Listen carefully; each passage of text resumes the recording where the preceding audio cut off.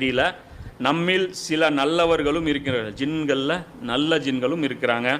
அவ்வாறு அல்லாதோரும் இன்னும் சிலர் நம்மில் இருக்கின்றனர், கெட்ட ஜின்களும் இருக்கிறாங்க.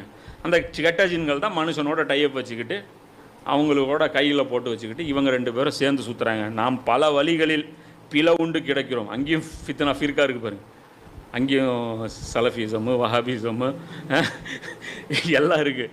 இகாமத்து தீனு பேசுகிற ஜின்னு இருக்குது, மௌலானா மௌதூதி ஃபாலோ பண்ணுற ஜின்னு இருக்குது, எல்லாம் இருக்குது.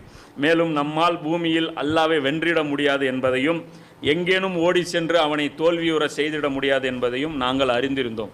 அல்லாவை தோக்கடிக்க முடியாதுங்கிறது மட்டும் எங்களுக்கு தெரியும். சக்தி அவ்வளோ இருக்குல்ல, இங்கே போகிறாங்க அங்கே போகிறாங்க அவ்வளோ இருக்கும்போது. மேலும் நேர்வழி காட்டும் அறிவுரையை நாங்கள் கேள்விப்பட்ட போது அதன் மீது நாங்கள் நம்பிக்கை கொண்டோம். இது கேள்விப்பட்டவுடனே நாங்கள் அதை நம்பிக்கை கொள்கிறோம். இனி எவரேனும் தன்னுடைய இறைவன் மீது நம்பிக்கை கொள்வாராயின் அவருக்கு இழப்பு அல்லது அநீதி பற்றி எந்த அச்சமும் இருக்காது.